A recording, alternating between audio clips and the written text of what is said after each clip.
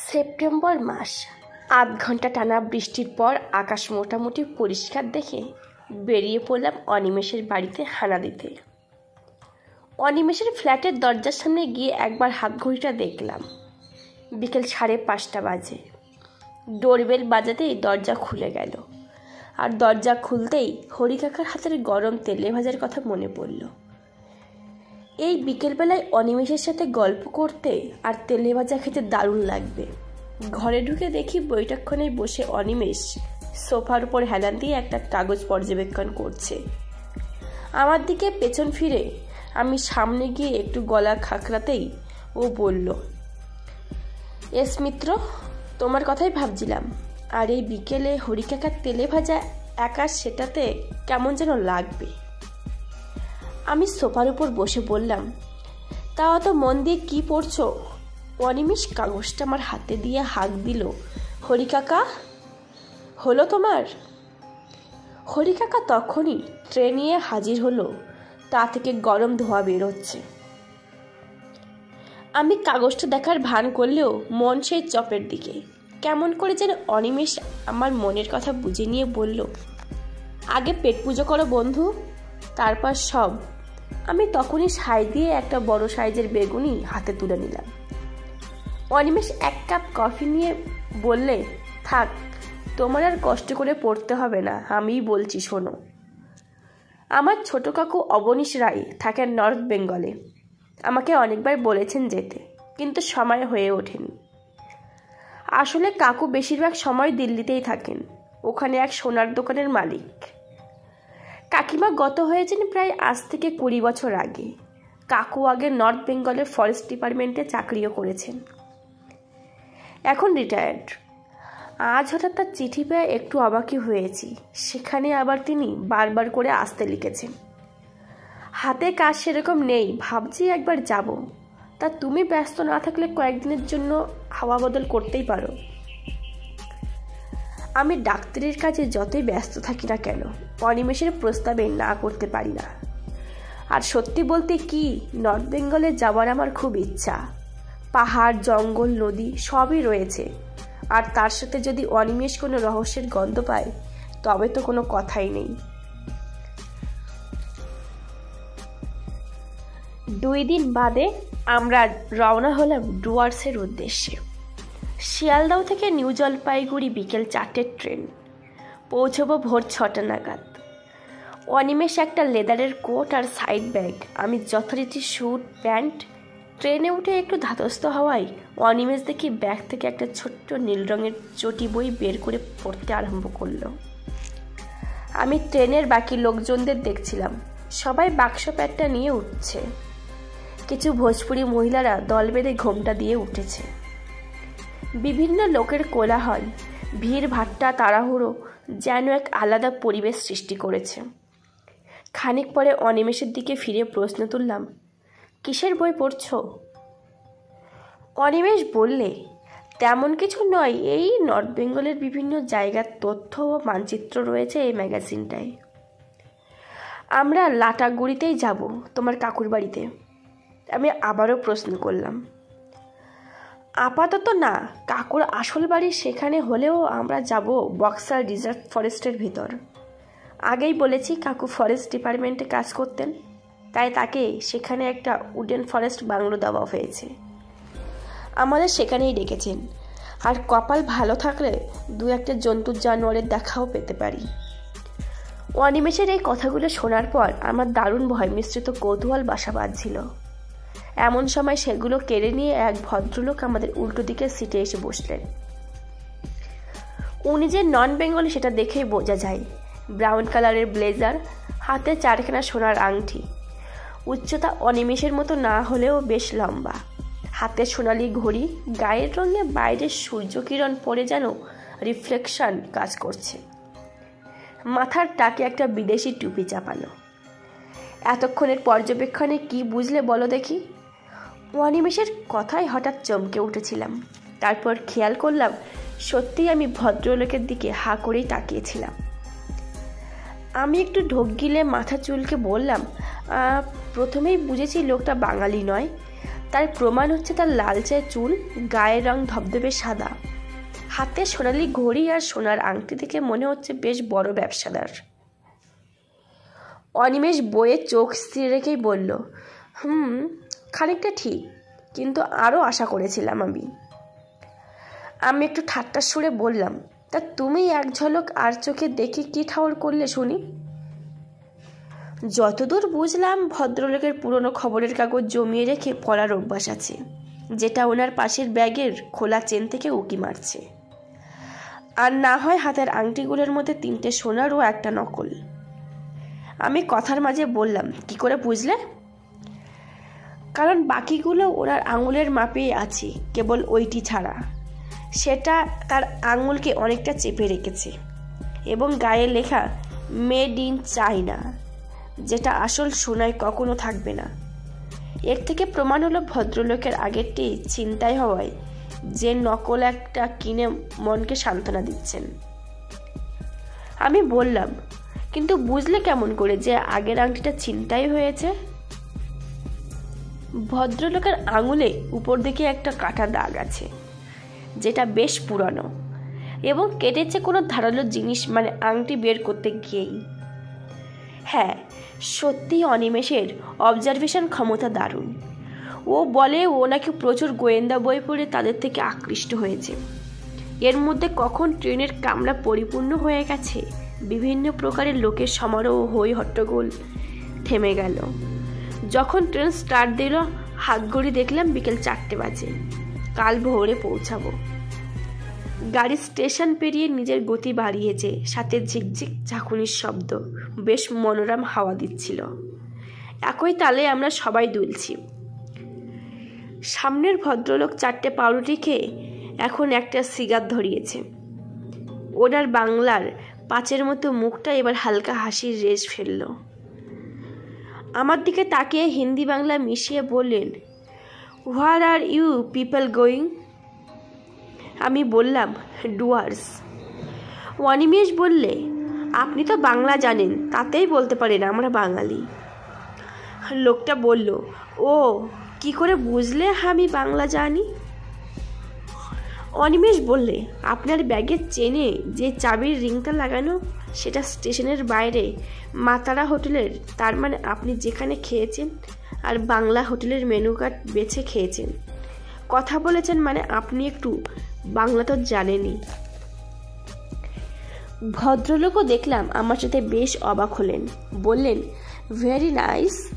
আচ্ছা, অবজারভেশন ক্ষমতা ঘুরতে যাচ্ছেন নাকি? কোই কাম হ্যাঁ কেয়া? অনিমেষ বলল, না, ওই ঘুরতেই। আপনি? ভদ্রলোক আবারও বললেন, আমিও বলতে পারেন ওখানেই যাবে। আমার এক বন্ধুর বাড়ি। আমি এতদিন দিল্লি মেথে, তো বন্ধু বলল একদিন ওর বাড়িতে ঘুরে যেতে। নর্থ বেঙ্গল নাকি খুব সুন্দর জায়গা। তাই হঠাৎ অনিমেষের ফোনটা বিদ্ঘুটের শব্দে বেজে উঠল। অনিমেষ কোনো রকমের সামলে নিয়ে বললে, ও সরি, অ্যালার্মটা দেওয়া ছিল। ভোর 4:30 বদলে বিকেল 4:30 হয়ে গেছে। অনিমেষের কথা শুনে ভদ্রলোকের যেন কিছু মনে পড়ল। সে বলল, হো মাই গড, এক্সট্রিমলি সরি, একটা কল করার ছিল আমার বন্ধুকে। আমি করে আসছি। বলেই উনি সিট থেকে উঠে ট্রেনের দরজার দিকে প্রস্থান করলেন। অনিমেষকে বললাম, লোকটা কিন্তু বেশ মিশুকে। প্রথমে কেমন যেন গম্ভীর ছিল। অনিমেষ বললে, সেন, তোমার এই বক্তব্যে একতরফা। হঠাৎ প্রথম দিকে আমরাও কিন্তু গম্ভীরই ছিলাম। ওনার দিক দিয়ে দেখলে আমরা বেশিই গম্ভীর ছিলাম। প্রথম উনিই আলাপ করেন। আমি ওর কোথায় ঘাড় নেড়ে জানলার দিকে দৃষ্টিপাত করলাম। কি সুন্দর লাগছে বাইরের দৃশ্য। চারিদিকে ধান ক্ষেত, গ্রাম, বড় বড় খালি জায়গা, গাছপালা, সব যেন আমাদের পেছনের দিকে ছুটছে। আমাদের কামরায় উপরে এক পাঞ্জাবি ভদ্রলোক আছেন, যার গোঁপটা নাকের নিচ দিয়ে কান পর্যন্ত বিস্তৃত। খানিক পরে আমাদের অল্প সময়ের পরিচিত লোকটি এসেই বললে, তা আপনাদের নাম জানা হলো না?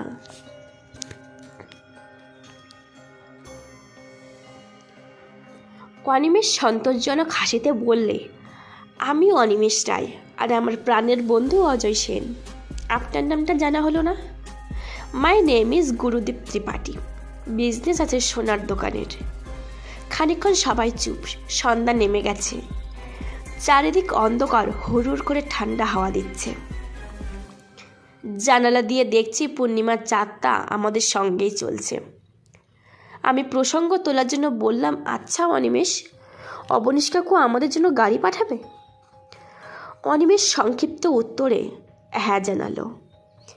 রাতটা এইভাবেই কাটল। ট্রেনের ঝিকঝিক শব্দটা যেন আরও বেশি করে ঘুম পাড়িয়ে দেয়। ভোরে ট্রেন এসে পৌঁছালো এনজেপি স্টেশনে। সব লোকজন ধাক্কাধাক্কি করে নেমে যাচ্ছে। এত ভিড় ঠেলাঠেলিতে লাগেজ গুছিয়ে নামার পর সে ভদ্রলোকের কথা মনে পড়ল। অনিমেষকে বললাম, সেই গুরুদীপ ত্রিপাঠীর সাথে আর দেখা হলো না বলো? অনিমেষ বললে, পরে হতেও পারে, যদি উনি ডুয়ার্সে গিয়ে থাকেন। স্টেশন থেকে রাস্তায় এসে অনিমেষ একটা সিগারেট ধরালো। আমি অবশ্য সেসব খাই না। অবনীশ কাকুকে অনিমেষ ফোন করে জানালো কোথায় গাড়ি রয়েছে। তারপর আমাকে নিয়ে ভিড়ভাট্টার রাস্তার উপর এসে একটা সাদা রঙের এম্বাসেডসের সামনে এসে দাঁড়ালো। তার ভেতর ড্রাইভারের সিটে বসে আছে এক অল্প বয়সী ছেলে। অনিমেষ বন্ধ জানালায় ঠকঠক শব্দ করে বলল, দুর্জয় সিং, আমরা এসে গেছি, চলো। বুঝলাম এই অবনী কাকুর ড্রাইভার। আমরা গাড়িতে বসলাম। ছেলেটা বেশ হাসি খুশি। একটু সময়ের মধ্যেই অনেক গল্প করে ফেলল। ও গত কয়েক বছর ধরে কাকুর গাড়ি চালায়। বাড়িতে বউ রয়েছে, তারাও থাকে লাটাগুড়িতেই। এখানকার সব কিছু ওর নখদর্পণে। 1 ঘন্টা মতন গাড়ি চলার পর চড়াই উঠল। চারিদিকে শান্ত পরিবেশ যে মনে কবিত্বের ভাব উদয় করে। চারিদিকের ঘন সবুজ জঙ্গল যেন কিছু বলার চেষ্টা করছে। কত রহস্য তাদের বুকের ভেতর দীর্ঘকাল ধরে বাসা বেঁধেছে। গাড়ি আরও কিছুক্ষণ চলার পর বাঁ দিকের অরণ্যভূমিতে প্রবেশ করল। সরসর করে এবড়ো খেবড়ো রাস্তা দিয়ে নিচে নেমে গেল গাড়ি। চারিদিকের দৃশ্যের উল্লেখযোগ্য বদল ধরা পড়ল। সূর্যের যেন এই স্থানে ঢুকতে গুরুতর বাধা। বড় বড় গাছের পাতা একে অপরের সঙ্গে মিলিত হয়ে বনটাকে আড়াল করে রেখেছে। দুর্জয় সিং পরিষ্কার বাংলায় বললে, দাদাবাবু, চিলাপাতার জঙ্গল, কিন্তু প্রচণ্ড ঘন ও একেবারে নিরাপদ নয়। অনিমেষ বলল, তাও কি কি জন্তু আছে এখানে? ওই ধরেন রয়্যাল বেঙ্গল টাইগার, হাতি, গন্ডার, আরও ইত্যাদি ইত্যাদি। কথাগুলো শুনে বেশ ভয় ও থ্রিলিং লাগছিল। সাথে একটা DSLR ক্যামেরা এনেছি, পারলে ফটো তুলব। বললাম, আচ্ছা দুর্জয়, আর কতক্ষণ লাগবে? আর 15 মিনিট মতো লাগবে দাদাবাবু। কথাটা শেষ হতে না হতেই ড্রাইভার ব্রেক চাপলো। হঠাৎ কেঁপে উঠেছিলাম। অনিমেষ বলল, কি হলো, থামলে কেন? দুর্জয় সিং ঢোক গিলে বললে, ওটা কি ওই যে ঝোপের আড়ালে? বিয়ার।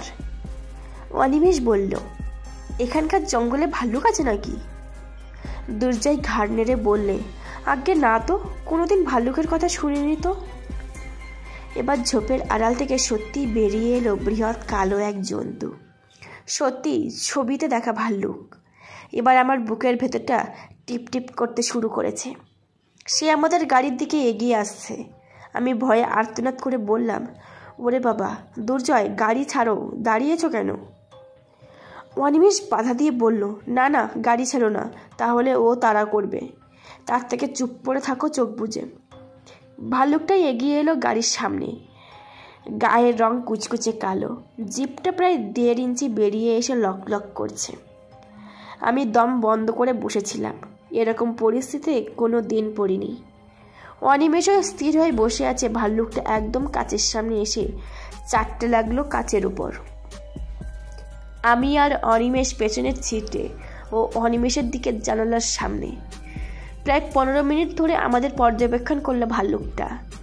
অনিমেষ পকেট থেকে রিভলভার বের করে হাতে তৈরি রেখেছে। হঠাৎ ভাল্লুকটা যেন কার ডাক শুনে যে দিক থেকে এসেছিল সেই দিকেই পালিয়ে গেল। উফ, হাঁপ ছেড়ে বাঁচলাম। দম যেন আটকে গেছিল। অনিমেষ বলল, নাও নাও, গাড়ি ছাড়ো। বাবা, কি কাণ্ড! কিন্তু ব্যাপারটা কেমন যেন সন্দেহজনক লাগলো। দুর্জয় সিংহ কিছু বলতে পারল না। শুকনো পাতার উপর গাড়ির চাকা খসখস করে দৌড়াচ্ছে। খানিক পরে আমরা গন্তব্যস্থলে পৌঁছলাম। জঙ্গলের ঠিক মাঝে বেশ অনেক বড় জায়গা নিয়ে একটি পুরনো লোহার গেট আর গ্রিলের পাঁচিল ঘেরা। এক ইউনিফর্ম পরা বন্দুকধারী দারোয়ান গেট খুলে দিল। গেট থেকে 22 গজ দূরত্বে গাড়ি থামলো। এক পেল্লায় কাঠের বাংলোর গাড়ি। গাড়ি থেকে নেমে লম্বা নিঃশ্বাস নিয়ে আড়বোড়া ভাঙল অনিমেষ। ভেতর থেকে একটা ভৃত্য গোছের লোক এসে আমাদের লাগেজ নিয়ে গেল ভেতরে। বাংলোর আশেপাশের সীমানা পর্যন্ত জায়গাটা পরিষ্কার। যেখানে রোদ পড়েছে আবহাওয়াটা বেশ আরামদায়ক লাগছিল। দুর্জয় আমাদের বললে, এসো দাদাবাবু। আমরা ওকে অনুসরণ করে এগিয়ে গেলাম। বাংলোর সিঁড়িটার সামনের দিকে, নিচের তলায় রান্নাঘর, উপরতলায় কাঠের সুন্দর সাজানো বারান্দা। সেটা অর্ধেক ঘেরা, দুদিকে ফুল গাছ দিয়ে সাজানো। কাঠের সিঁড়ি দিয়ে ওপরে উঠে দেখি এক বয়স্ক ভদ্রলোক, মাথায় হালকা টাক, পরনের সাদা ধুতি পাঞ্জাবি, চোখে গোল চশমা, হাতে সোনালি রঙের লাঠি। কিন্তু হাঁটার ধরন দেখলে বোঝা যায় যে ওনার লাঠি লাগে না। আমাদের খুব আদর আপ্যায়নে স্বাগত জানালো। আমরা দুজনেই ওনাকে প্রণাম করলাম। উনি অনিমেষের মাথায় হাত দিয়ে বললেন, কত বড় হয়ে গেছিস! সেই ছোট্টবেলায় দেখেছিলাম, চিঠিপত্রের যোগাযোগ থাকলেও তোকে চাক্ষুষ দেখে খুবই খুশি হলাম আমি। উনি আমাকেও বললেন, তোমার কথা অনেক শুনেছি অনিমেষের কাছে। এসো তোমরা ভেতরে, আমার বন্ধুদের সঙ্গে আলাপ করাই। আমি আর অনিমেষ দুজনের দিকে তাকিয়ে কাকাকে অনুসরণ করলাম। ব্যালকনি থেকে ভেতরে গিয়ে একটা লম্বা করিডোর চোখে পড়ল। বলা বাহুল্য এগুলো সবই কাঠের তৈরি। করিডোরের দুদিকে মিলিয়ে মোট 5টা ঘর। প্রথম ঘরে ঢুকে দেখি দুজন লোক বসে আছেন। বয়স আন্দাজ করি 50 কি 55 হবে। কাকা আলাপ করালেন, এই যে ইনি হলেন মিস্টার গজেন্দ্র মিত্র, আর ইনি হলেন সোমনাথ ধর। প্রথম ভদ্রলোক বেশ মোটাসোটা গড়নের, ফোলা গালে দাঁতের 32 পাটি বের করে বললেন, হ্যাঁ নমস্কার, আমি আর ধরবাবু তো রায়মশাইয়ের অনেক পুরনো বন্ধু। হ্যাঁ, বলেই আবার হাসতে লাগলেন।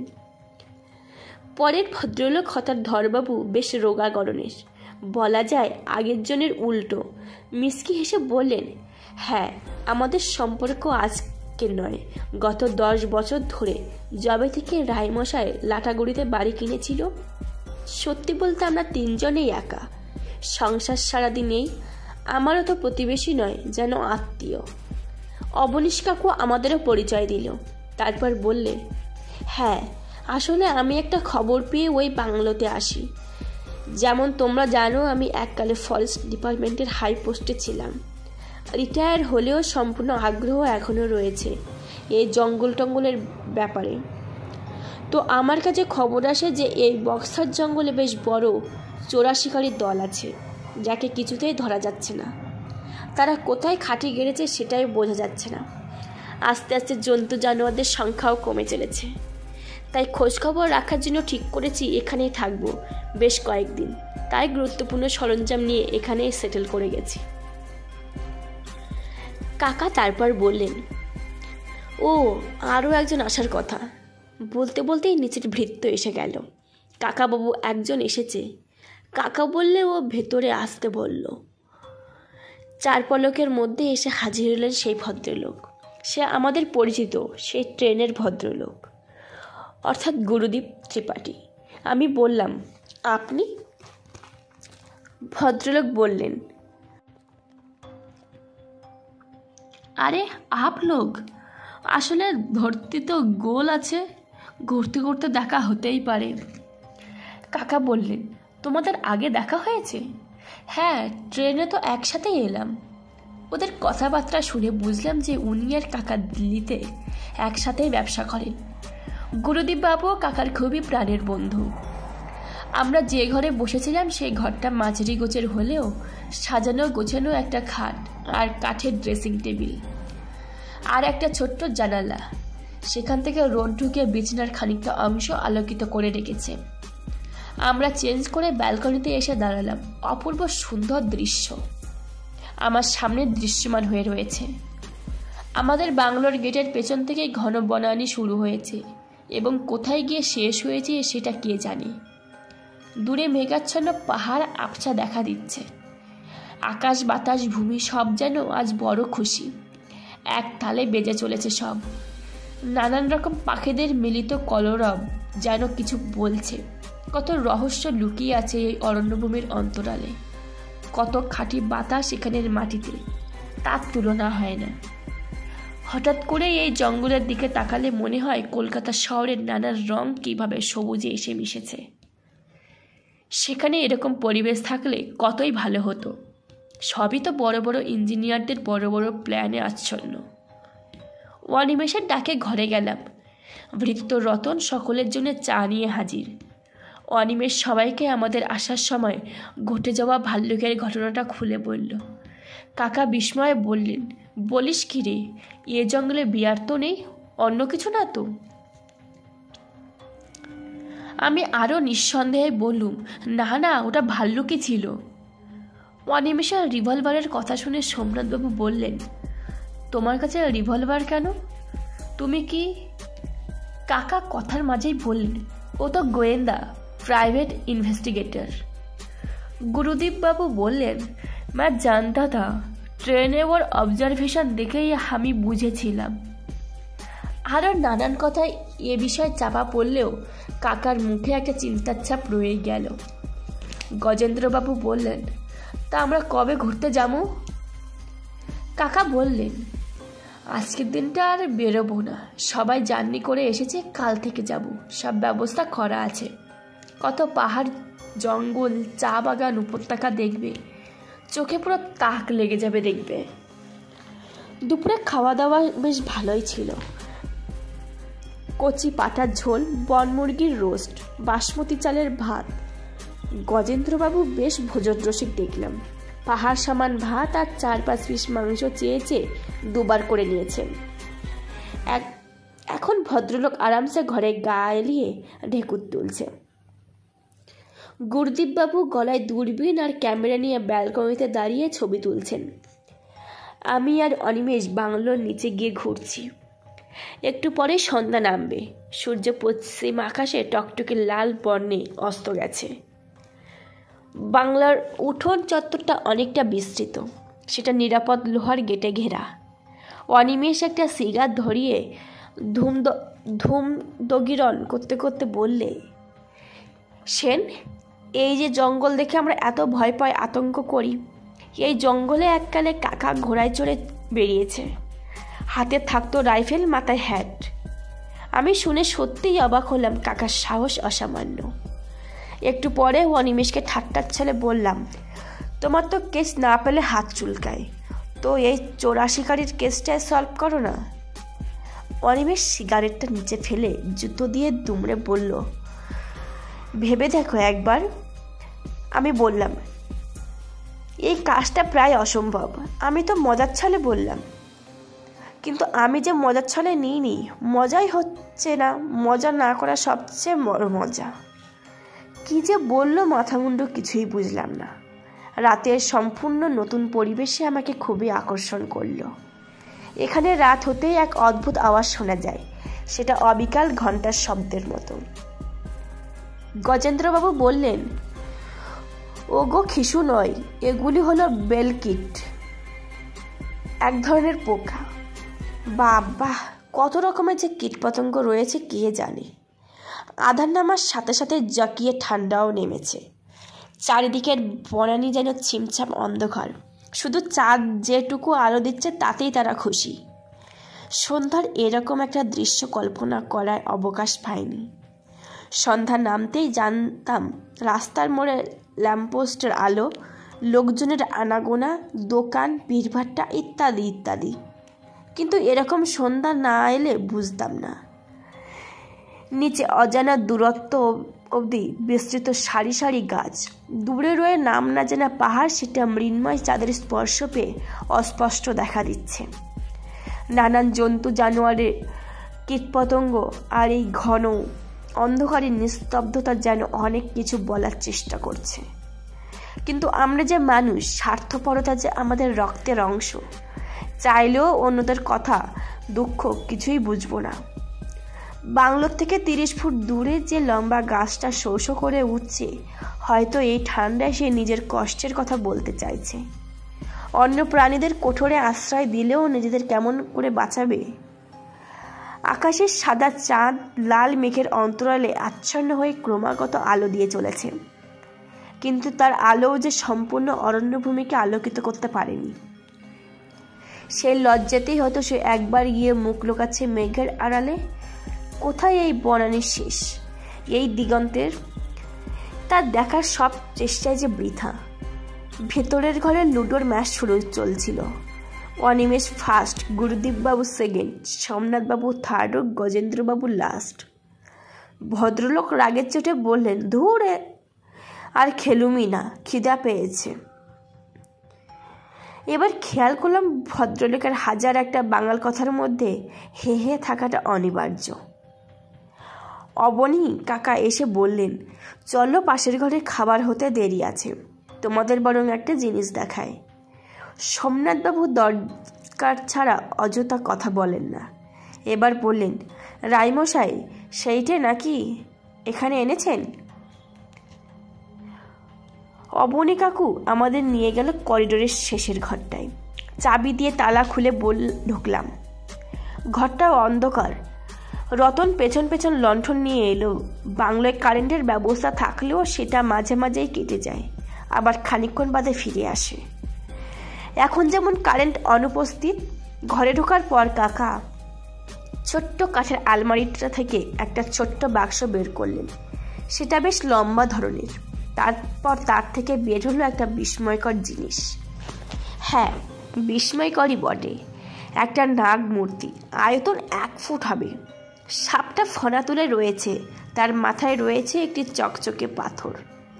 কাকা বললেন, এটা সোনার তৈরি, আর মাথার পাথরটা হলো হীরা। কি আশ্চর্য! সাক্ষাৎ হীরা আর সোনার মূর্তি। কি অপূর্ব বর্ণে বর্ণিত হয়েছে মূর্তিটা। আলো আধারির খেলায় মূর্তিটা বেশ জ্বলজ্বল করছে।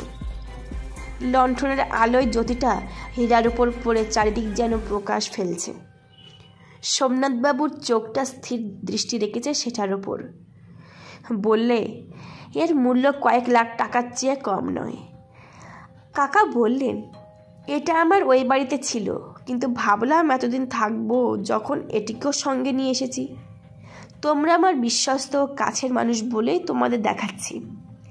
মূর্তিটা আমাদের বংশ পরম্পরা অনুযায়ী চলে আসছে।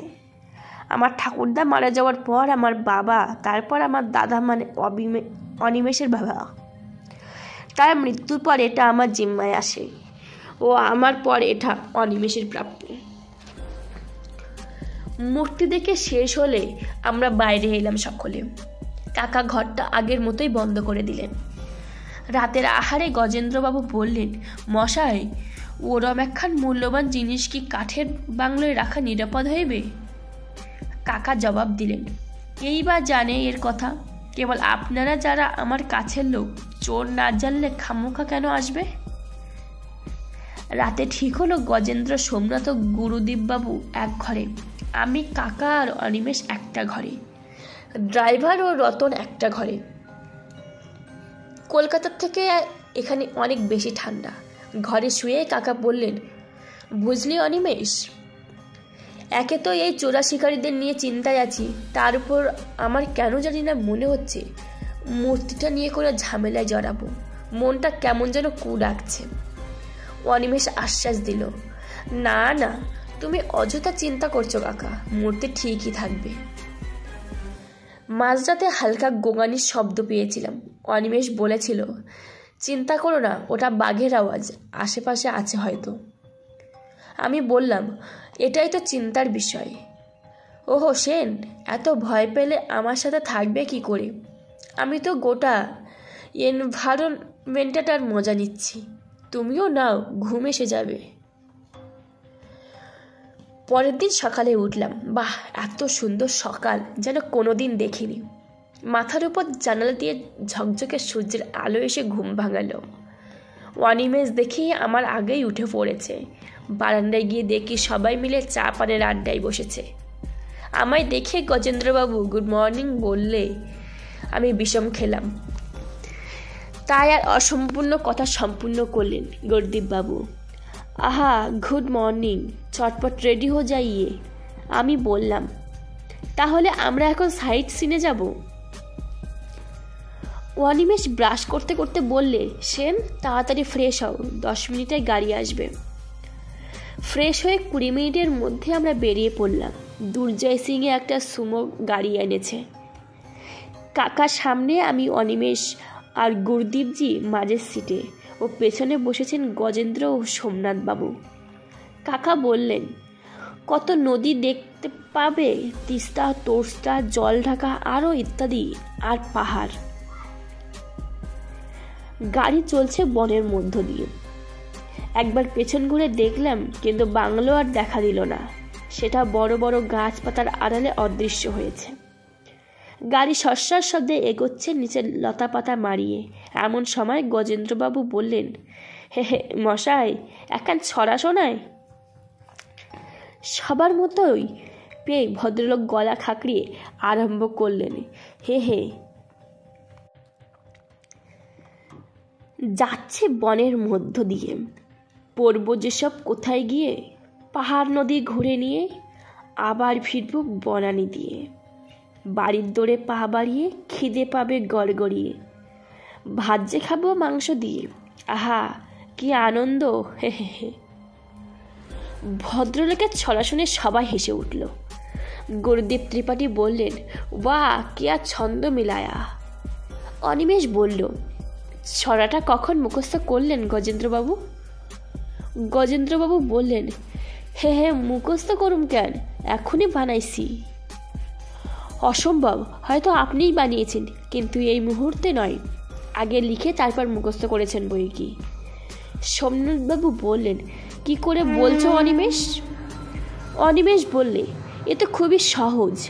এক বাক্যে যার অজস্র বাঙাল কথা বের হয়, তার গোটা ছড়াতে সাধারণ চলতি ভাষা বের হলো কেমন করে? যাই হোক, ছড়াটা কিন্তু দুর্দান্ত ছিল। যেই জায়গায় আসলাম সেটা খুবই সুন্দর, ছবির চেয়েও সুন্দর। সামনে দৈত্যের মতো দাঁড়িয়ে রয়েছে মস্ত এক পাহাড়, তার আশেপাশে ছোট্ট ছোট অজস্র পাহাড় ভূমি। আমাদের গাড়ি উঠল পাহাড়ের গা বেয়ে, গোল গোল সরু রাস্তা দিয়ে এঁকে বেঁকে গাড়ি চড়াই উঠতে লাগলো। এবার গায়ের ভেতরটা যেন গুলিয়ে উঠল। অনিমেষ নির্বিকার। গজেন্দ্রবাবু দেখলাম ইনহেলার বের করে টানলেন। হে হে হে, আমাকে একটু হাঁপানি আসে। গাড়ি যখন প্রায় 2500 ফুট ওপরে দাঁড়ালো, দেখলাম আমাদের মতো অনেক টুরিস্টরা রয়েছে এখানে। পাহাড়ের রাস্তাগুলো এতটাই সরু সরু যে গাড়ি একটু বেঁকলেই খাদে গিয়ে পড়বে। অনিমেষ আমাকে একটা খাদের সামনে নিয়ে গেল। দেখলাম কি ভয়ঙ্কর সুন্দর দৃশ্য। নিচে তাকালে মেঘ ছাড়া কিছুই দেখা যাচ্ছে না।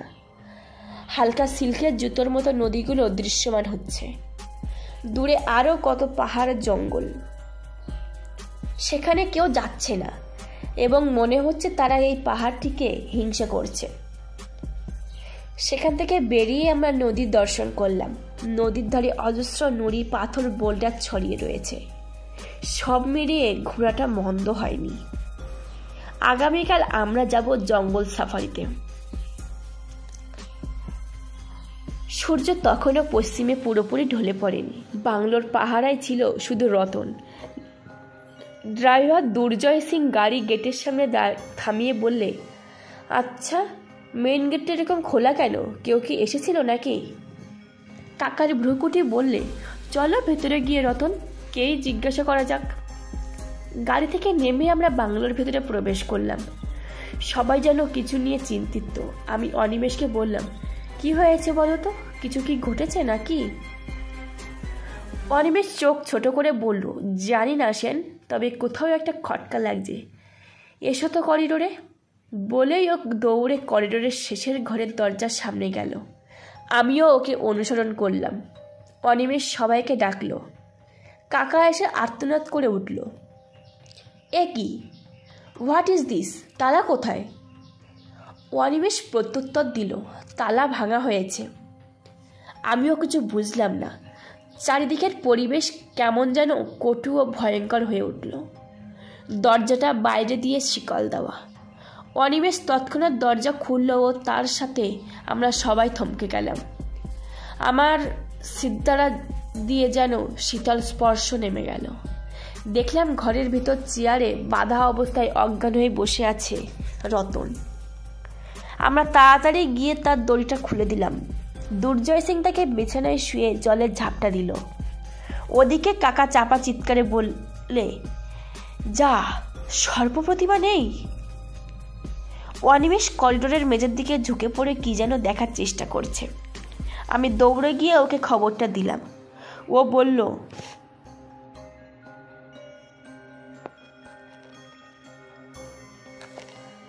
বলল, সেটাই তো অবাক হওয়ার কিছুই নেই। চোর এসেছিল মূর্তি চুরি করতে। এখন আগে রতনের বক্তব্য শোনা দরকার। আমরা ভেতরের ঘরে এলাম রতনের অবস্থা একটু ভালো দেখে। অনিমেষ প্রশ্ন করল, ঠিক কি ঘটেছিল বলো তো রতন? রতন কাঁপা কাঁপা ভয়ার্থ কণ্ঠে জবাব দিল, আজ্ঞে দাদাবাবু, আমি তো বারান্দা পরিষ্কার করছিলাম। আপনারা বেরিয়ে যাওয়ার কিছুক্ষণ পরে দুটি লোক এলেন বাবু। তাদের চেহারা দেখতে পাইনি, পুরো ঢাকা ছিল। সোজা উপরে চলে এলো। আমি বাধা দিতেই ওরা আমায় কি একটা গাছের পাতা নাকে ঘষে দিল। আমি লুটিয়ে পড়লুম। আর কিছু মনে নেই বাবু। অনিমেষ বাকিটা বললে, আর কিছু জানারও নেই। ওরা তোমায় অজ্ঞান করে চেয়ারের সঙ্গে বেঁধে তালা ভেঙে মূর্তি নিয়ে ফেরার হয়ে গেল। গজেন্দ্রবাবু ভেঙে পড়া কাকাকে ধরে চেয়ারে বসালেন। দু চোখ ভরে অশ্রু জল গড়িয়ে পড়ল। আর গজেন্দ্রবাবু তার কাঁধে হাত রেখে বললে, আর চিন্তা কইরা কি হইব? আমি গতকালই কইছিলাম এখানে মূর্তি লয়ে আনাটা উচিত হয় নাই। কাকা মাথা নিচে করে বললেন, আরে মশাই, আমি কি করে জানবো যে মূর্তির কথা অন্য কেউ জানে? রতনও আমার কাছ থেকে বহু বছর ধরে। কোনো চোর এসে নিয়ে যাবে বলুন তো? আর সবচেয়ে বড় কথা, তারা জানলো কেমন করে? বাইরে অন্ধকার ঘনিয়ে এসেছিল, সন্ধ্যা নেমে গেছিল, মন মেজাজ খারাপ হয়ে গিয়েছিল। হাজার হোক, মূর্তিটা কাল দেখে আমারও ওটার প্রতি একটা আকর্ষণ এসেছিল। আর আজই সেটা চুরি হওয়াতে কেমন যেন খারাপ লাগছিল। কাকা এত বছর ধরে যে মূর্তি আগলে রেখেছিল, সেই মূর্তি যদি আজ নিখোঁজ হয়, তাহলে তার ভেঙে পড়াটা অযৌক্তিক কিছু নয়। গুরদীপজি বললেন, আচ্ছা, পুলিশকে বাদ বললে হবে না? কাকা বললেন, জানি না, তবে মূর্তি পায় বা না পায়, খবরটা তো পাসকান হয়ে যাবে। আমি চাইছিলাম মূর্তির ব্যাপার শুধু আমাদের মধ্যেই থাকবে। কি করব কিছু বুঝতে পারছি না। অনিমেষ, কিছু বল বাবা।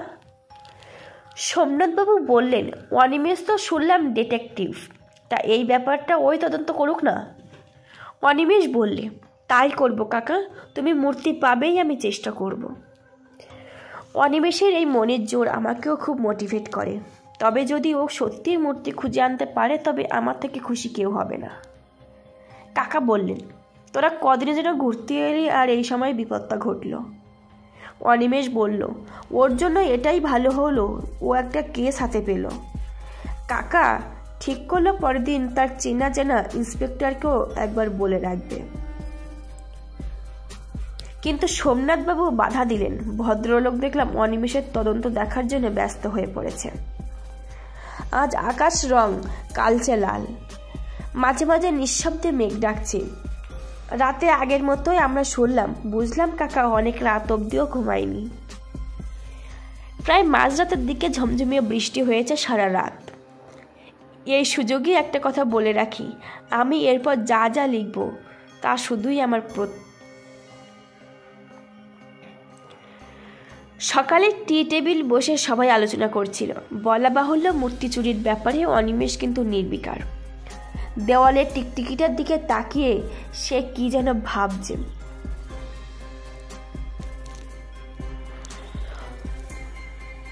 রাতের বৃষ্টির পর সকালেও ওয়েদার ভালো ছিল না। হাড় হিম করা ঠান্ডা বাতাস বইছে। আকাশ মেঘলা, ধূসর মেঘের ছোট্ট ফাটল দিয়ে সূর্যি মামা আবছা উকি দিচ্ছে। কাকার মন খুবই খারাপ। আজ সকালে আমার কাকার এক চেনা চেনা ফরেস্ট ডিপার্টমেন্টের লোক এসে খবর দিয়েছেন যে আরও কয়েক শতাংশ জন্তু সংখ্যা কমে গেছে। সেই দিনটা এইভাবেই কাটলো। শেষ পর্যন্ত কাকা আর ধৈর্য রাখতে না পেরে তার প্রতি বিশ্বস্ত পুলিশ অফিসারকে মূর্তির ব্যাপারটা জানিয়ে রাখল। অনিমেষের আপত্তি করেনি, সে তার মতোই চেষ্টা করবে।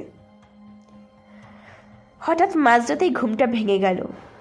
ঘুম প্রায় এরকম ভেঙে যায়, তাই আবার ঘুমানোর চেষ্টা করলাম। পাশ ফিরে দেখি অনিমেষ নেই বিছানায়।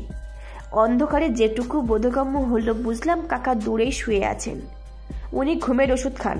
কিছুক্ষণ ভাবতেই মাথায় এলো অনিমেষ হয়তো বাথরুমে গেছে, সেটা বারান্দার পাশেই। চলে আসবে হয়তো, এত রাতে কোথায় বা যাবে ও? এটা হয়তো একদিন হলে মানতাম, কিন্তু পরের দিন রাত তো একই কাণ্ড। ঘুম যখন মাঝরাতে ভেঙে গেল দেখলাম আবার অনিমেষ উধাও। এবার উঠে পড়লাম, বাথরুমে গেলাম। গিয়ে দেখি অনিমেষ সেখানেও নেই। এবার ভয় হলো, রাত 2:30টার সময় এই বিদেশ বিভুঁয়ে কোথায় গেল? কিছু বুঝতে পারছিলাম না। ওর কি কোনো বিপদ হলো? একবার ডাকবো সবাইকে? না থাক, আর একটু দেখি ভেবে বিছানায় এসে শুয়ে পড়লাম। চোখ ঘরের অন্ধকারে অনেকটাই শুয়ে গেছে। তাকিয়ে অনেকক্ষণ শুয়ে রইলাম। আস্তে আস্তে চোখ বুজে আসছিল ঘুমে। হঠাৎ দেখলাম একটা আপাদমস্তক মুড়ি দেওয়া ছায়ামূর্তি ঘরের ভেতরে ঢুকলো। তারপর সযত্নে কি একটা টেবিলের উপর রাখলো। চাদর গা থেকে সরাতেই চিনতে পারলাম অনিমেষ। ও বোঝেনি যে আমি দেখেছি, এসে আমার পাশে শুয়ে পড়ল। আমি তখনই কঠোর কণ্ঠে বলে উঠলাম, কি হে, কোথায় গিয়েছিলে? অনিমেষ থতমত খেয়ে বলল, তো তুমি জেগে আছো এখনো? আমি কোথাও যাইনি, ওই বাংলোর নিচের চত্বরেই ছিলাম। আসলে ঘুম ভেঙে গিয়েছিল তো, তাই বাইরে বেরিয়ে দেখি চাঁদটা খুব সুন্দর লাগছে। আসলে সেন, আমাদের কলকাতার আকাশের চেয়ে এখানকার আকাশ অনেক আলাদা, কিন্তু চাঁদটা যে এত মধুর। মৃন্ময় হাসিতে সে পৃথিবীর দিকে চেয়েছিল। সেই সৌন্দর্যই উপভোগ করতে গিয়েছিলাম। আমি বললাম, বাবা, মাঝরাতে এ কেমন কবিত্বের ভাব প্রকাশ হলো গো তোমার মনে? এমন সময় করিডোরে কার যেন হাঁটার আওয়াজ পেলাম। বলে উঠলাম, অনিমেষ। কার আওয়াজ পেলে না? অনিমেষ ফিসফিস করে বলল, ও আসলে দুর্জয় সিং। সেও আমার সাথেই ছিল নিচে। ওরও নাকি এই অরণ্যভূমির মধ্যে ঘুম আসে না। কিন্তু তুমি এখন চুপচাপ ঘুমাও, আর প্রশ্ন নয়। পরের দিন অনিমেষ আর আমি দুর্জয় সিংয়ের গাড়িতে করে ঘুরতে বের হলাম। তখন ঘড়ির কাঁটা সকাল 10-এর ঘরে। বাকিরা ছিলেন বাড়িতে, আর সাফারির জন্য জিপসি বলা হয়েছিল, কিন্তু আসেনি। এদিকে মূর্তির ব্যাপারেও পুলিশরা কিছু জানায়নি। কাকা, সোমনাথবাবু, গজেন্দ্র ও গুরদীপবাবু সংখ্যায় 4 জন বলে ব্রিজ খেলায় মেতেছে। সময় কাটানোর জন্য তাস খেলা মন্দ যায় না। অনিমেষ তাই আমাকে নিয়ে একটু ঘুরতে বেরিয়েছে। দুর্জয় সিং প্রায় আমাদের সঙ্গীর মতোই হয়ে গেছে। প্রাণ খুলে নিজের দেশের গল্প করলো। তারপর কোন জঙ্গলে কি থাকে সেসব গল্পও করলো। গরুমারা ও জলদাপাড়ার বনানী ঘুরে পাহাড়ের উপর গেলাম। এই জায়গাটা অন্যদিকে। আগের দিন নাকি আমরা দক্ষিণ দিকে গিয়েছিলাম, আজ যাচ্ছি উত্তর দিকে। এখানে পাহাড়ের উপরে সুন্দর চা বাগান দর্শন করলাম। সারি সারি জমি ভর্তি সবুজ চা গাছে। সেখানে এক ছোট্ট চায়ের দোকানও ছিল। আমরা 3 জন চা খেলাম, সেখানে দাঁড়িয়েছিলাম। সেটা হলো 3000 ফুট উচ্চতায়, নিচে একটা উপত্যকা। সেখানে নামার জন্য গুরু আঁকাবাঁকা পথ উত্তরায় নামছে। আমরা একটু নেমে ঘুরলাম সেখানে। সত্যি নর্থ বেঙ্গল যে এত সুন্দর হতে পারে সেটা দেখলেই বুঝলাম। আরও সুন্দর সুন্দর জায়গা ঘুরে গাড়িতে উঠলাম। সুমো যখন উত্তরসারির পথ দিয়ে অরণ্যপথে প্রবেশ করলো তখন বিকেল 5টা। গাড়িতে বসে অবিনেশ জিজ্ঞাসা করলাম, মূর্তিটা নিয়ে কতদূর কি ভাবলে ভাইয়া?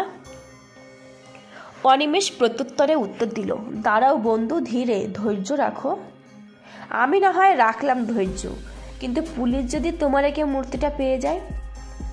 অনিমেষ হেসে উঠে বললে, ধুর, বোকার মতো কথা বলো না তো সেন। আমি জোর দিয়ে বলতে পারি যে পুলিশ এর রহস্যের কিনারা করতে পারবে না। এর জল যদি কেউ খুলতে পারে সেটা হলো তোমার এই বন্ধু। বলতে বলতেই অনিমেষ ফোন বেজে উঠল। তখন আমরা জঙ্গলের কোর এরিয়ার ভিতরে, চারিদিকে ঘন গাছপালা।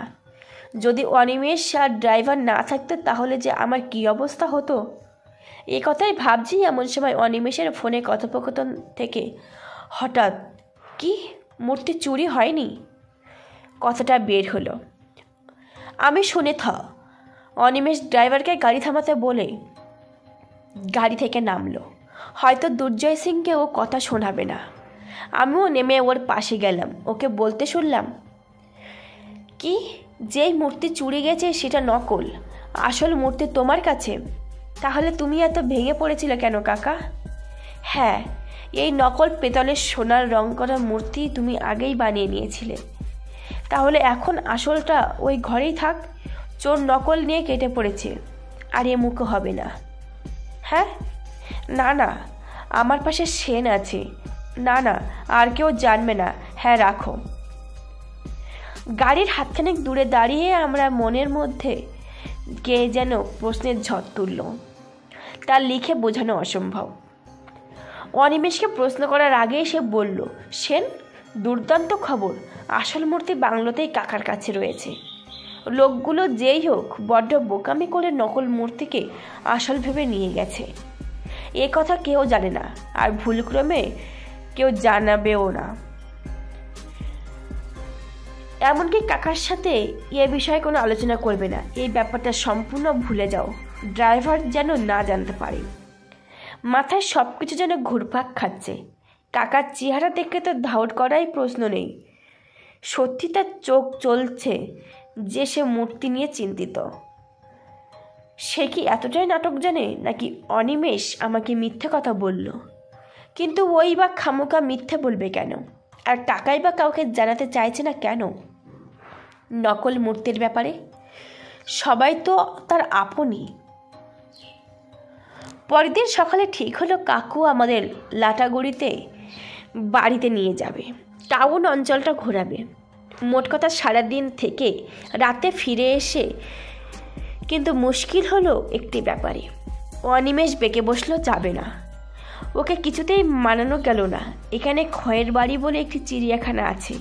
অনিমেষ ড্রাইভার দুর্জয় সিংয়ের থেকে খবর পেয়েছে সেখানে নাকি এমন এক ধরনের পাখির প্রজাতি আছে যেটা অনিমেষ বহুকাল ধরে খুঁজছে কলকাতায়। সেটা দেখতে ও আজই যাবে। আমি ওর সাথে সেখানে যেতে চাইলাম, কিন্তু ও বাধা দিল।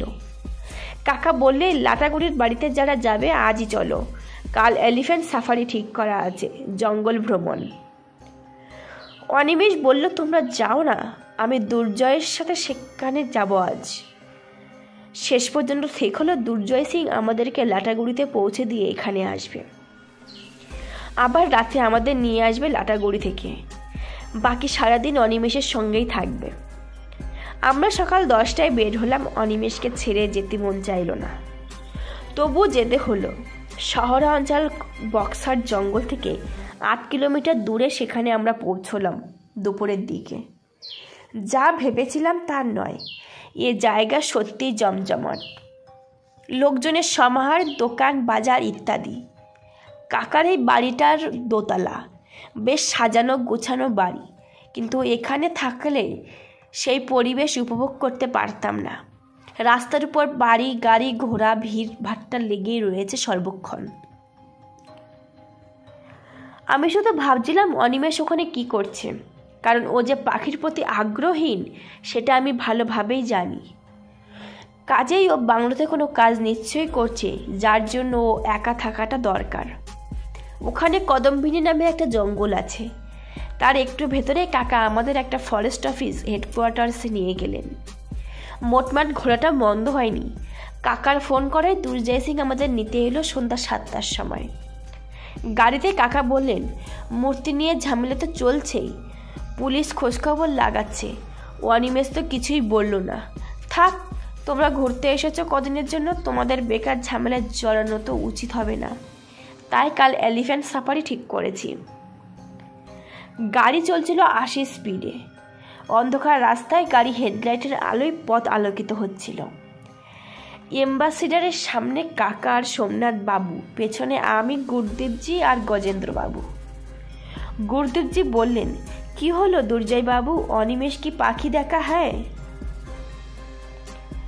দুর্জয় বললেন, হ্যাঁ দেখলাম তো আমরা। কব লটে থে তুম লোক? এই তো 6টা, 6:30 নাগাদ। কথা চলছিল এমন সময় গাড়ির পেছনের ডিকির ভেতর একটা মৃদু শব্দে কিসের যেন ধাক্কা খেল। বেশ অনেকবার আওয়াজটা পেয়েছি। গজেন্দ্রবাবু বললেন, হে হে কি হে ড্রাইভার, কিসের শব্দ হইতেছে? দুর্জয় বললেন, ও কিছু নয়, ডিকির ইঞ্জিনে একটা ছোট্ট সমস্যা হয়েছে, কাল ঠিক করিয়ে নেব। রাতে এসে দেখি ভৃত্যন রতন ঘুমাচ্ছে। আমাদের আওয়াজে সে উঠল, আর অনিমেষের মুখে এক দারুণ অদ্ভুত কথা শুনলাম।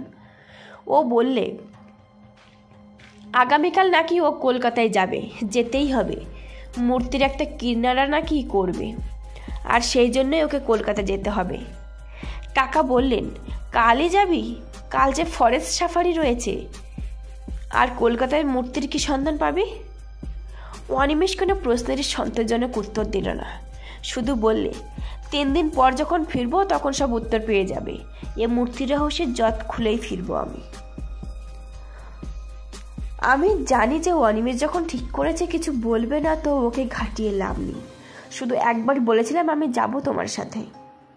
অনিমেষ শান্তভাবে বললে, দুজনে গেলে খারাপ দেখাবে, তাছাড়া তোমার তো গিয়ে লাভ নেই, আমি 3 দিনের জন্যই যাব মাত্র। সকালে উঠেও অনিমেষ ব্যাগ গোছালো। সকাল 7টায় তৈরি হয়ে গেল। সোমনাথবাবু মজা করে বললেন, অনিমেষ সত্যি কিনারা করবে তো, নাকি অসফল হয়েছে বলে চলে যাচ্ছ? অনিমেষ হেসে বললে, সোমনাথবাবু তৈরি থাকুন, ফিরে এলে আর এ প্রশ্ন করার অবকাশ পাবেন না। বেরোনোর সময় অনিমেষকে খেয়াল করলাম আলমারির উপর কাকার একটা টেপ রেকর্ডার রাখা। সেটা নিয়ে বললে, এটার সাথে করে নিয়ে যায়, সময় কাটবে। দুর্জয় সিং অনিমেষকে স্টেশন পৌঁছে দেবে। অনিমেষ ওর গাড়িতে ওঠার পর আমি ওর ব্যাগটা গাড়িতে তুলে দিলাম। কিসে যেন ঢং করে ঠোকা খেলো ব্যাগটা। অনিমেষ বলে উঠল, সেন সাবধানে, তোমার না তুললেও হতো। অনিমেষ চলে যাওয়ার পর আমারও রওনা দিলাম কাকার জিপসি বলছে, সেটাই বলে দেখলাম। গাড়ি শুধু ড্রাইভারের জায়গায় ছাদ আছে, বাকি পুরোটাই খোলা।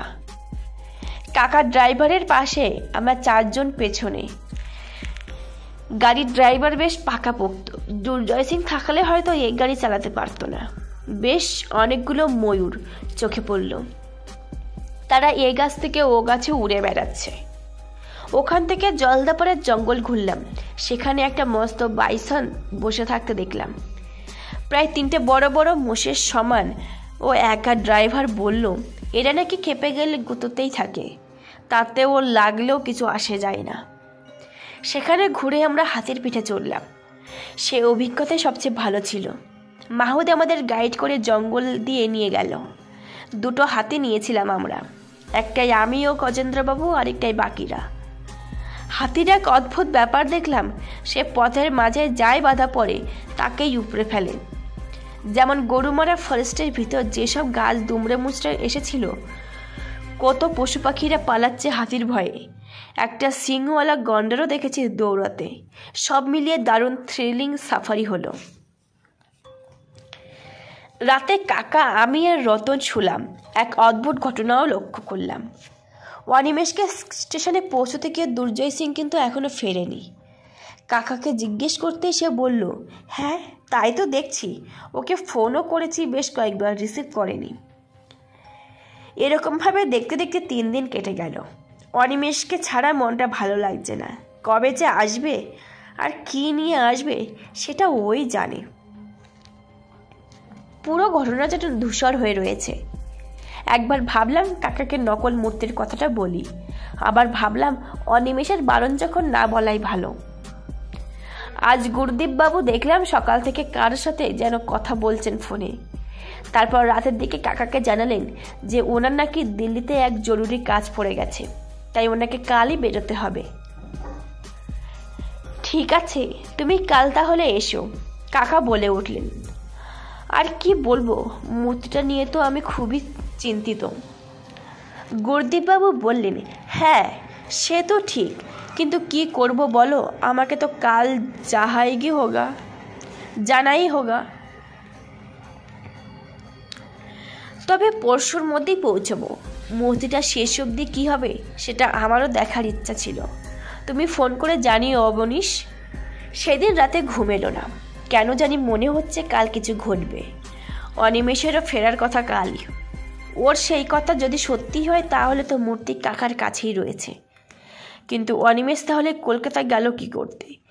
এসব চিন্তা করে দু চোখের পাতা এক করতে পারলাম না আমি। সকালবেলা কাকা দুর্জয় সিংকে ফোনে না পেয়েই বলল, আচ্ছা আমি দেখছি কোনো গাড়ির ব্যবস্থা করা যায় কিনা।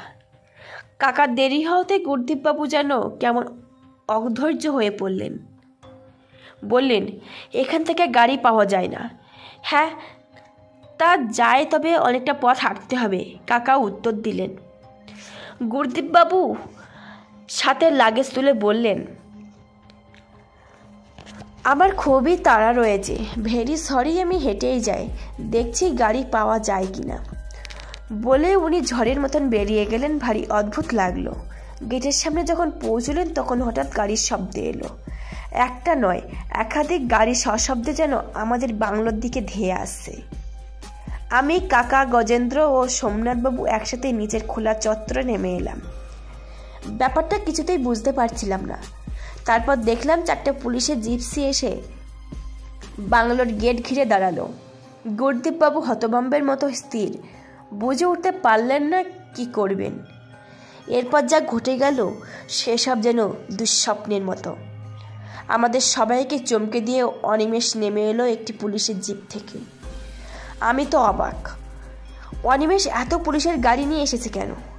আরেকটা ব্যাপার ঘটলো, সেই গাড়ি থেকেই বেরিয়ে এলো আমাদের অতি পরিচিত ড্রাইভার দুর্জয় সিং। অনিমেষ তার সানগ্লাস খুলে একটা মিষ্টি হাসি এসে বললেন, আরে দাঁড়ান দাঁড়ান মিস্টার গুরদীপ ত্রিপাঠী, এত তাড়া কিসের? আমরা এসে গেছি তো, এখন আর গিয়ে কাজ নেই। গুরদীপবাবু বুঝলেন যে ওনাকে নিয়ে বিদ্রূপ করছে অনিমেষ। উনি একটু রেগে গিয়ে বললেন, হোয়াট ডু ইউ মিন? আমার তো কিছুই সমঝ মে নেই আ রহা হে। কাকা হতবাক, কি বলবেন বুঝতে পারলেন না। গজেন্দ্রবাবু বললেন, হে কি হলো অনিমেষ, এত পুলিশ লয়ে আইসো কেন? সোমনাথবাবু বললেন, ব্যাপারটা একটু খুলে বলো তো অনিমেষ। অনিমেষ খোলা রোদসজ্জিত জমিতে পায়চারি করতে লাগলো। আসলে যা যা ঘটেছে আজ অবধি তার সবের পেছনে ছিল এই গুরদীপ ত্রিপাঠী। এ কি বলছো অনিমেষ? তার মানে মূর্তির ব্যাপারটা? আমার কথা শেষ হওয়ার আগেই অনিমেষ বললে, ঠিক তাই, মূর্তি চুরির পেছনেও এনারই হাত ছিল। কাকা শব্দহীন, চোখ যতটা সম্ভব বড়। অনিমেষ আবার বললে, তাহলে গোড়া থেকেই বলি।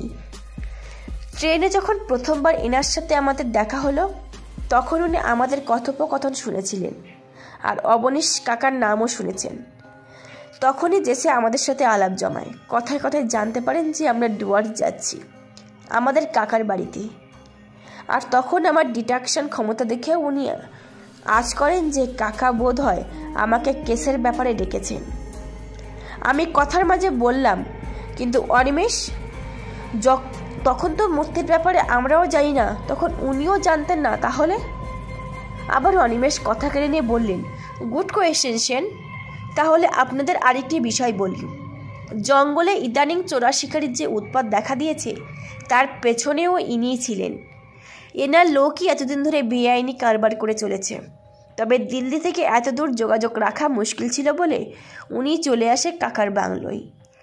জঙ্গলপথে প্রথম আসতে গিয়ে যে ভাল্লুকের মুখোমুখি আমরা হয়েছিলাম সেটা এনারই কারসাজি। চোরা শিকারের দৌলতে এদের কাছে জন্তু জানোয়ারও আছে যাদের এরা কাজে লাগায়। কাকার বাসাতে এসে যখন মূর্তিটা দর্শন পেলেন উনি, তখন লোভ জাগলো সেটা বাগাবার। পরের দিন যখন আমরা উত্তর দিকের পাহাড় অঞ্চল বেড়াতে গেলাম তখন ইনি লোক পাঠিয়েছিলেন মূর্তিটা হাঁটাতে। এই বক্সার জঙ্গলে ওনার শিকারীদের মস্ত ঘাঁটি আছে, সেখানকার লোকই এসেছিল। তারাই রতনকে বেঁধে রেখে যায়। তখন আমার সন্দেহ হয়নি ওনার উপর, সন্দেহ হলো পরের দিন সকালে। আগের দিন মাঝরাতে বৃষ্টি হয়েছিল, সকালে উঠে একমাত্র ওনার জুতোতেই কাদা লেগে থাকতে দেখেছিলাম। তখনই বুঝেছিলাম মাঝরাতে উনি কোথাও একটা গেছেন জঙ্গল পেরিয়ে, কাউকে না জানিয়ে, এমনকি সেনকেও না জানিয়ে। পরের দিন রাতে ওত পেতে থাকি, দেখি ঠিক উনি চুপি চুপি বাংলো থেকে বের হয়ে কোথাও একটা গেলেন, অন্ধকার জঙ্গলের অন্তরালে। তৈরি ছিলাম না বলে তার পিছু করিনি, কিন্তু ঘরে ফিরতে গিয়ে দেখি দুর্জয়ও জেগে গেছে। ওকে লুকাতে গিয়েও লুকালাম না, সব কথা খুলে বললাম, কারণ অচেনা জায়গায় আমি কিছু চিনব না। যদি দুর্জয়ের সাথে থাকে তাহলে সাহায্য হবে। তাই সেনকেও কিছু বলিনি, 3 জন হলে অসুবিধা হবে। যাক সেসব। পরের দিন রাতে আমার তৈরি ছিলাম। মাঝরাতে গুরদীপবাবু বের হতেই আমরা দুজন অতি সাবধানে ওনাকে অনুসরণ করলাম। জঙ্গলের ভেতর গিয়ে দেখলাম উনি একটা লোকের সাথে দেখা করলেন। অন্ধকারে কিছু বোধগম্য না হলেও কথা শোনা যাচ্ছিল। কাকার টেপ রেকর্ডারটা সঙ্গে ছিল, সেই দিয়ে কথাগুলো রেকর্ড করছিলাম। সেই দিনই জানতে পেরেছিলাম যে এরাই মূর্তি চুরি করেছে, আর এরা হলো চোরা শিকারী। তারপর বেশি দেরি করা ঠিক হবে না মনে করে পরের দিন সেনকে নিয়ে দুর্জয়ের গাড়ি করে ঘুরতে বের হলাম। আগেই ঠিক করা ছিল দুর্জয় গাড়ি থামাবে সেই জায়গায় যেখানে আগের দিন গুরদীপবাবু এসেছিলেন। জঙ্গলে সেই জায়গায় দাঁড়িয়ে একটা মিথ্যে ফোন কলের নাটক করলাম। আমি জানতাম আশেপাশে কোথাও ওদের ঘাঁটি আছে, তাই ওদের সরানোর জন্য নকল মূর্তির পরিকল্পনা করলাম। পরের দিন তোমরা যখন লাটাগুড়ির টাউন বেড়াতে গেলে, তখন আমি আর দুর্জয় সিং বাংলোতেই ছিলাম, কোনো পাখি দেখতে যাইনি। আমরা জানতাম কেউ না থাকার সুযোগ নিয়ে ওরা আবার আসবে নকল মূর্তি রেখে আসল নিয়ে যেতে। আর তাই হলো। সকালবেলায় রতনের চায়ে কাকা ঘুমের ওষুধ দিয়ে ঘুম পাড়িয়ে রেখেছিলাম, যাতে ও কিছু না বোঝে। তারপর দেখলাম বিকেলের দিকে হানা দিল এক কালচে সবুজ ঢাকা পোশাক পরা রোগা গোছের লোক। সে যেই বাংলোতে করিডোরে ঢুকলো, দুর্জয় আর আমি মিলে ওকে ঘায়েল করে বেঁধে ফেলি। আসল মূর্তি ওর কাছেই উদ্ধার করি, ব্যাটার নকল ভেবে ওটাকে রাখতে এসেছিল। চরম পর্যায়ে আমার আর দুর্জয়ের হাতে মার খেয়ে ও সব কিছু বলে দেয়। কোথায় ওদের আসল ঘাঁটি, কে ওদের সর্দার, কবে ওরা এ জায়গা ছাড়বে ইত্যাদি সব জানতে পারি। তারপর ওদেরকেও ঘুমের ওষুধ খাইয়ে অজ্ঞান করে দিয়েছিলাম। আপাতত ওদেরকে তখনের জন্য দুর্জয় নিজের গাড়িতে ডিকিতে রেখে দিয়েছিল। হঠাৎ গজেন্দ্রবাবু বললেন, হে হে, ওই লিগাই গতকাল ফেরার পথে গাড়িখান থেকে আওয়াজ পেয়েছিলুম। অনিমেষ আবার বললে। তার পরের দিন আমি কলকাতা যাওয়ার নামে বেরিয়ে পড়লাম। আসলে ছিলাম এই বক্সার জঙ্গলে, ওই গুপ্তচরের পোশাক পরে নিয়েছিলাম। তারপর অন্ধকারে ওদের দলে যোগ দিয়েছিলাম।